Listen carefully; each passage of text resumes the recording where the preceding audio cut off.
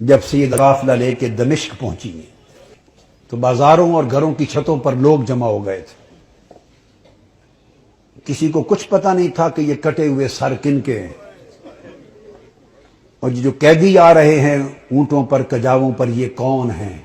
صرف اتنا اعلان کیا ہوا تھا کہ حکومت کے کچھ باغی تھے اور باغیوں کو قتل کر دیا گیا ہے۔ اب یہ باغیوں کے سر دربار یزید میں پہنچائے جا رہے ہیں۔ لوگ باغیوں کو دیکھنے کے لیے چھتوں پر چڑھ رہے تھے۔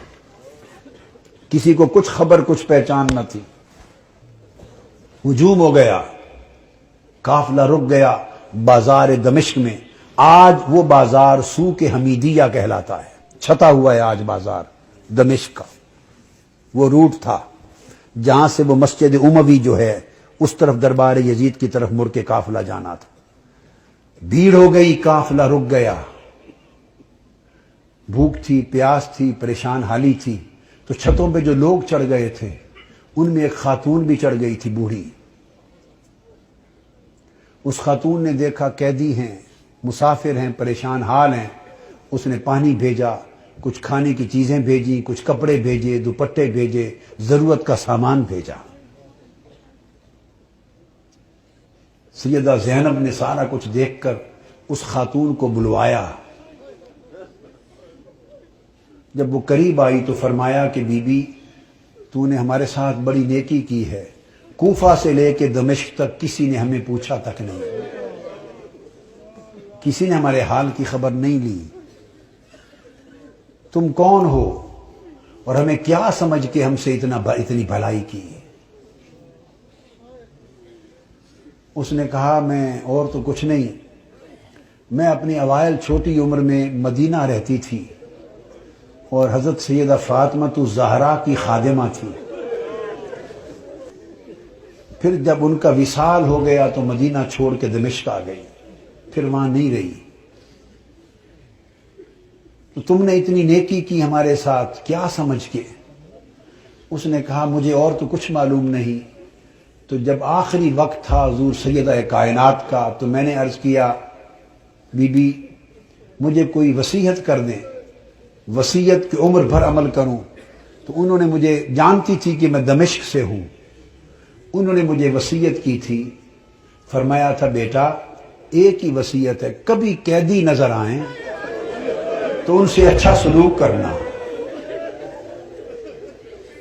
زندگی میں کبھی قیدی نظر آئیں تو ان سے اچھا سلوک کرنا۔ میں نے تو دیکھا ہے قیدی ہیں اور مجھے ان کی وصیت یاد آئی ہے۔ زندگی میں پہلی مرتبہ موقع ملا ہے تو میں نے سیدہ فاطمہ الزہرا کی، اپنی مخدومہ کی، میں نے نصیحت پہ عمل کر کے قیدی جان کے تو یہ سارا کچھ کیا ہے۔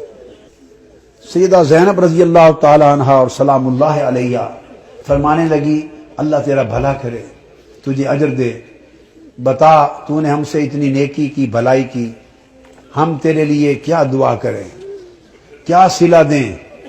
ہم تو اس وقت خود مسافر ہیں، قیدی ہیں، لٹے ہیں، مظلوم ہیں، بے یار و مددگار ہیں، ہم تیرے لیے کیا دعا کر سکتے ہیں؟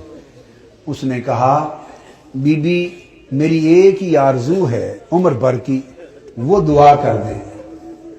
پوچھا کیا آرزو ہے؟ اس نے کہا جب میں وہاں سے چلی تھی تو سیدہ فاطمہ الزہرا رضی اللہ تعالی عنہا کے چھوٹے چھوٹے شہزادے تھے، حسن حسین اور بی بی زینب، چھوٹے معصوم بچے تھے۔ اب زمانہ گزر گیا، میری اس وقت سے آرزو ہے کہ کبھی مجھے حسین اور زینب کی زیارت ہو جائے، دعا کر دے کہ مجھے ان کی زیارت نصیب ہو۔ بی بی زینب نے فرمایا تیری دعا قبول ہو گئی، میں زینب ہوں جو قیدی ہوں، اور جس کا سر کٹا نیزے پر دیکھ رہے ہو یہ حسین ہے۔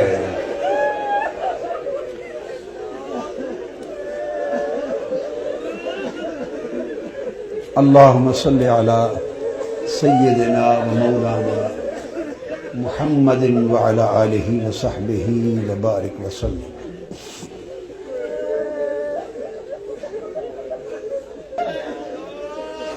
پھر سیدہ زینب قافلہ لے کر جب دربار یزید میں پہنچی ہیں تو اس بدبخت نے حکم دیا کہ یہ جو قیدی ہیں میرے سامنے پیش کیے جائیں، اور گستاخانہ انداز کے ساتھ سیدہ زینب اور سیدنا امام زین العابدین کی طرف مخاطب ہوا۔ آپ کے ساتھ وہ ضعیفہ مائی تھی جو سیدہ کائنات سیدہ فاطمہ الزہرا رضی اللہ تعالی عنہا کی خادمہ تھی، اور جنہوں نے اپنی گود میں حسن حسین اور زینب کو پالا تھا۔ ان کا نام تھا فضہ۔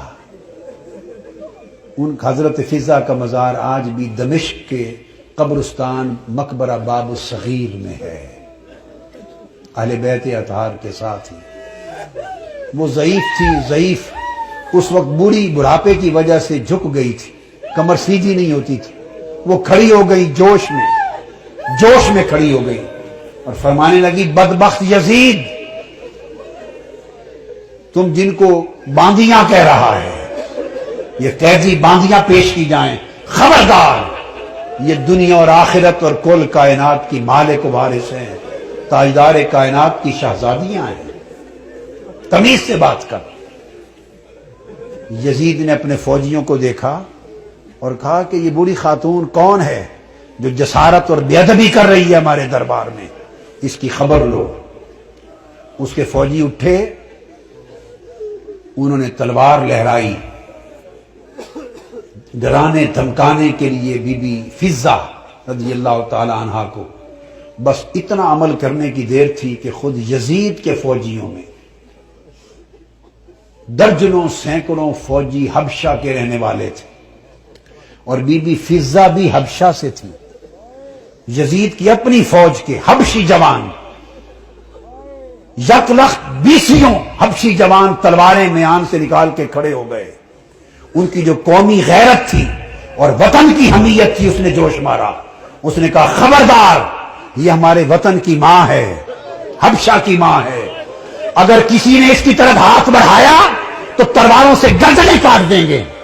جب وہ تلواریں لہرائیں حبشہ کی ایک خاتون کی عزت کی خاطر، تو اس وقت سیدہ زینب نے مڑ کے مدینہ کی طرف دیکھا اور مدینہ کی طرف تک کر ہاتھ اٹھائے اور عرض کیا، بابا، آج حبشہ کی ایک بیٹی کے لیے سینکڑوں تلواریں نکل آئی ہیں، مگر آج آپ کی بیٹیوں کی حفاظت کے لیے کوئی شخص یہاں موجود نہیں ہے۔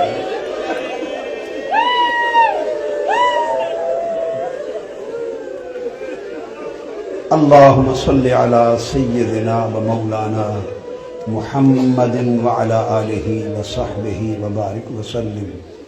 الصلاة والسلام علیک یا سیدی یا رسول اللہ وعلی آلک واصحابک واہل بیتک یا حبیب اللہ وعلی آلک واہل بیتک وذریتک یا حبیب اللہ وما علینا الا اللہ۔